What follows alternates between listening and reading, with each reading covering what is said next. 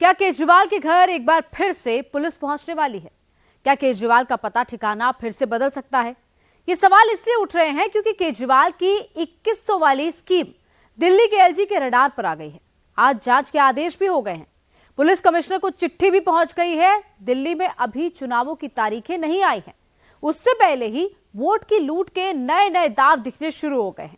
Scheme के सामने scheme है, 2100 के सामने 1100 का वादा है और चुनाव के बाद अगली किश्त का भी वादा है। दिल्ली में चुनाव से पहले कैसे कैसे सियासी खेल शुरू हो गए हैं, सब कुछ देखिए इस रिपोर्ट में। दिल्ली चुनावों का सीन नंबर 1।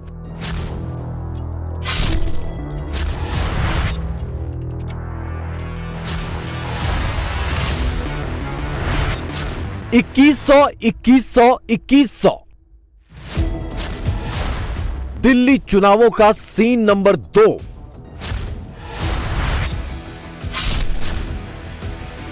ग्यारह सौ दिल्ली चुनावों का सीन नंबर 3। चाय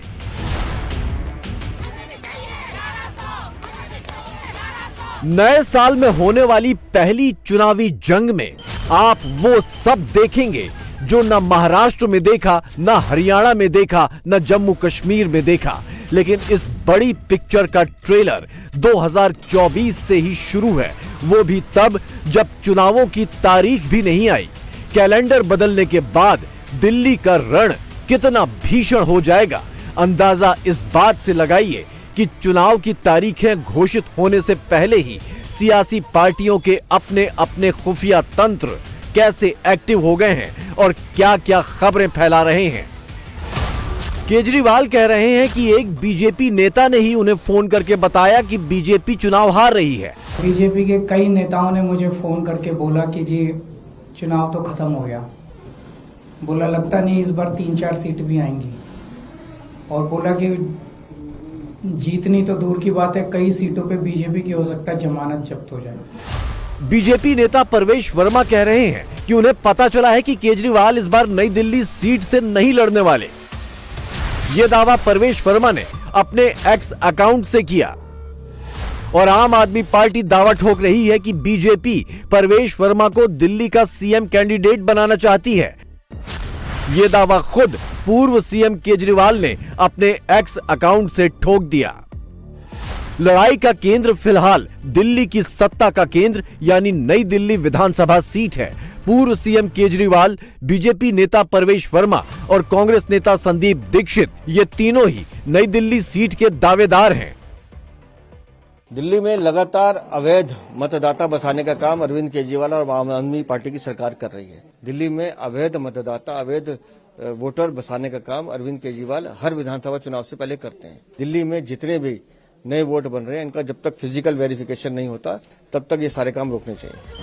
यानी सिर्फ एक सीट पर चुनावी जंग का आलम यह है, बाकी की 69 सीटों का पिटारा खुलना तो अभी बाकी है। और इस एक सीट के लिए पिछले 2-3 दिनों से दिल्ली में क्या क्या कोहराम मचा हुआ है, ये समझिए। केजरीवाल ने जिस संजीवनी योजना और महिला सम्मान योजना को अपना तुरुप का इक्का मानकर पहली चाल चली, जाहिर है वो चाल बीजेपी और कांग्रेस को बेहद नागवार गुजरी। कांग्रेस के संदीप दीक्षित ने एलजी से मुलाकात करके शिकायत भेजी और इधर एक्शन भी शुरू हो गया। आप प्रॉमिस कुछ भी करो, ठीक है, कोई दिक्कत नहीं है। अगर आप उसको कर पाओगे बहुत अच्छा, नहीं कर पाओगे जनता अपने आप जवाब देगी।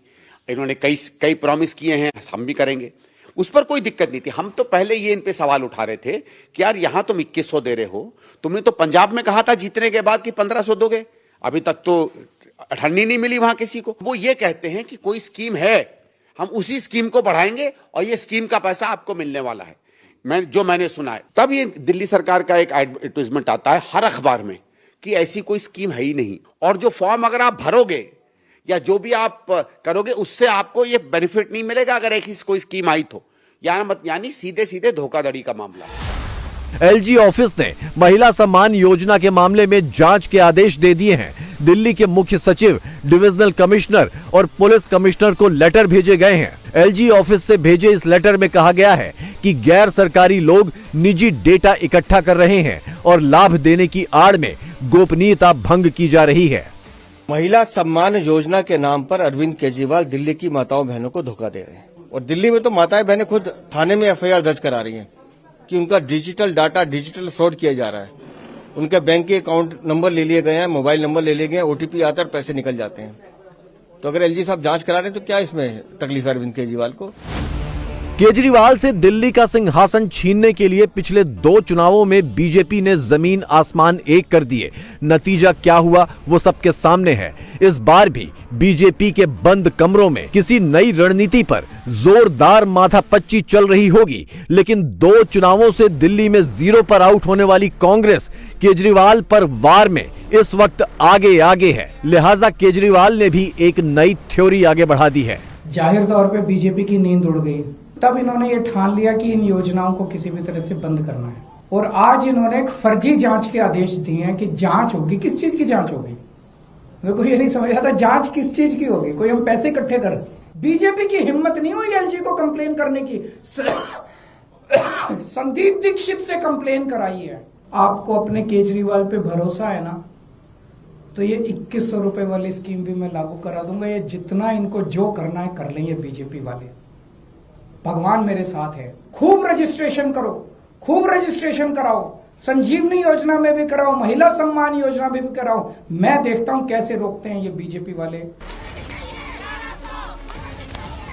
केजरीवाल कांग्रेस और बीजेपी को कैमरे पर चुनौती दे रहे हैं तो उनकी टीम जमीन पर जा डटी है। बीजेपी नेता परवेश वर्मा की 1100 वाली सौगात के खिलाफ आम आदमी पार्टी शनिवार को उनके घर के बाहर पहुंच गई।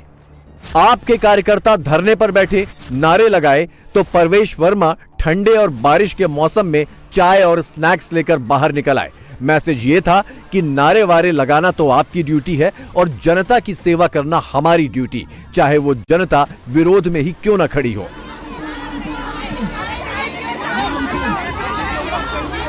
वो इतनी ठंड में आई है, ऐसे मौसम में आई है, मेरे घर आई हैं। जब हम लोग जब जाते हैं केजरीवाल जी के घर के बाहर तो वो तो हमको नहीं मिलते हैं। अगर कोई मेरे घर आएगा तो मैं उसका सम्मान करूंगा। मैं, मेरी धर्मपत्नी, मेरी बेटी जब आए हैं ठंड में तो हम उनके लिए चाय लेके आए हैं, कॉफी लेके आए हैं। और मैं सभी माताओं बहनों से कहूंगा कि जिसका भी कार्ड नहीं बना हुआ वो आए मेरे घर के अंदर में कार्ड बना ले। केजरीवाल जी कह रहे हैं कि चुनाव के बाद दूंगा, मैं कह रहा हूं कि अभी कार्ड बनाइए, अभी लेकर जाइए। परवेश वर्मा की जन सेवा का ये भाव 25 दिसंबर को खुलकर दिखा था, जब उन्होंने अपने आवास पर क्षेत्र की महिलाओं को न्योता देकर बुलाया और सेवा करते हुए एक गिफ्ट हैम्पर के साथ 1100 रुपए कैश बांटे। परवेश वर्मा का ये सेवा भाव अभी तक सुर्खियों में है। दूर दराज से भी लोग इस सेवा का मेवा लूटने उनके आवास अभी भी पहुंच रहे हैं। परवेश वर्मा का दावा तो ये है कि उनके पास सेवा में बांटे गए एक एक पैसे का हिसाब है, लेकिन विरोधी कह रहे हैं कि घर के अंदर करोड़ों का अंबार है। उनको पता है कि उनके पास एजेंडा नहीं है, तो इसलिए अब वो पैसे बांटने पे आ गए हैं। मैं तो फिर से ये कहूंगी, ईडी सीबीआई तुरंत जाए प्रवेश वर्मा जी के सरकारी घर में। 20 विंजर प्लेस में अभी करोड़ों रुपए कैश पड़ा हुआ है। अभी रेड होगी, सारा पैसा वहां से बरामद होगा। परवेश वर्मा के 1100 वाली सेवा का लाभ लेने के लिए उनके घर के बाहर दूसरे दिन भी कतार लगी रही। ये भी बात सामने आई कि 1100 तो पेशगी है, चुनाव में जीत के बाद की किश्त अभी बाकी है। अच्छा ये बताइए, अगर 1100 रुपए आपको मिल गए तो उस बिना पे वोट करेंगे क्या? हम तो पहले वोट करते थे, बिना पैसे के करते थे। मतलब आम आदमी पार्टी कह रही कि हम 2100 रुपए महीना देंगे। किस पे यकीन हो रहा कि कौन दे पाएगा? पहले जो जिसका आएंगे उन्हीं पे यकीन होगा कि वो देंगे। अभी तो कह रहे कि 1100 मिलेंगे। अगर ये पार्टी जीत जाती है तो आपको हर महीने 1100। अब केजरीवाल कह रहे 2100। अब ये कांग्रेस वाले रह गए हैं। ठीक है। केजरीवाल 2100 बांटने के इरादे से पोस्टर लगवा रहे थे, फॉर्म भरवा रहे थे, लेकिन परवेश वर्मा ने बिना पोस्टर लगाए, बिना फॉर्म भरवाए ही 1100 थमा दिए। जाहिर है वोट की खुल्लम खुल्ला लूट में ऐसे मात खा जाने की केजरीवाल को ना आदत है, ना ही काबिले बर्दाश्त है। देश की राजधानी दिल्ली में जहां पर ईडी बैठी हुई है, सीबीआई बैठी हुई है, खुलेआम अरविंद केजरीवाल जी के विधानसभा क्षेत्र में 1100 रुपए वोटर्स को रिश्वत के रूप में दिया जा रहा है। करोड़ों रुपए पूर्व सांसद परवेश वर्मा के घर से बरामद हो सकते हैं अगर ईडी वहां पे छापे मारे। परवेश वर्मा के कुछ चुनिंदा कमेंट्स के अलावा बीजेपी खेमे में फिलहाल केजरीवाल को लेकर खामोशी है। शायद बड़े हथौड़े से बड़ी चोट मारने के लिए पोजीशन लेने वाली शांति हो, लेकिन कांग्रेस न पोजीशन की फिक्र में है, न इंतजार के मूड में। इंडी अलायंस में साथ साथ होने के बावजूद वो केजरीवाल पर एंटी नेशनल वाला बम भी फोड़ चुकी है। जहां तक के मेरे विचार हैं केजरीवाल के बारे में, आप सब लोग से बेहतर कोई नहीं जानता है। वो एंटी नेशनल है और उसकी कोई विचारधारा नहीं है सिवाय अपने पर्सनल एम्बिशन के। आज दिल्ली की दुर्दशा और कांग्रेस कमजोर केवल इस वजह से हुई है कि हमने उनका समर्थन 40 दिन के लिए किया था। आज दिल्ली की दुर्दशा का एक सबसे बड़ा कारण यही। शुरुआती दौर की पूरी लड़ाई माहौल बनाने की है, इसीलिए केजरीवाल की पार्टी ने कांग्रेस को 24 घंटे का अल्टीमेटम दे दिया कि या तो माकन पर एक्शन लें या वो इंडी अलायंस से कांग्रेस को अलग करने की पहल करेंगे। वो वक्त शुक्रवार को ही पूरा हो गया। न कांग्रेस ने कोई एक्शन लिया, न आम आदमी पार्टी ने अभी तक कोई पहल की। मैं मांग करता हूं कांग्रेस पार्टी से कि 24 घंटे के अंदर अजय माकन के खिलाफ कार्रवाई करें, वरना इंडिया गठबंधन के जो और भी घटक दल हैं उनसे हम लोग मांग करेंगे कि कांग्रेस को इंडिया गठबंधन से अलग करें।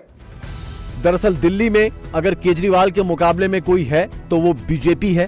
किस हद तक है ये तो चुनाव में ही पता चलेगा, लेकिन ये तो साफ दिख रहा है कि आज की स्थिति में कांग्रेस के पास दिल्ली में कुछ नहीं है। खुद अजय माकन भी ये कबूल चुके हैं। इसलिए केजरीवाल भी जब फायर करते हैं तो बंदूक कांग्रेस के कंधे पर टिकाकर निशाना बीजेपी पर ही साधते हैं। हमें आधिकारिक सूत्रों से पता चला है कि कांग्रेस के जो प्रत्याशी हैं उनका चुनाव का खर्चा भारतीय जनता पार्टी से आ रहा है। इसमें प्रमुख संदीप दीक्षित जी हैं। दिल्ली में चुनावों का ऐलान नए साल की जनवरी के दूसरे हफ्ते में संभावित है। इससे पहले पीएम मोदी दिल्ली में 2 बड़ी रैलियों के जरिए बीजेपी के चुनावी अभियान का बाकायदा आगाज करेंगे। इसी दौरान मोदी मेट्रो की एक नई लाइन का शिलान्यास और दिल्ली सहारनपुर हाईवे का उद्घाटन करेंगे। लेकिन केजरीवाल मोदी के चुनावी शंखनाद तक इंतजार नहीं कर सकते।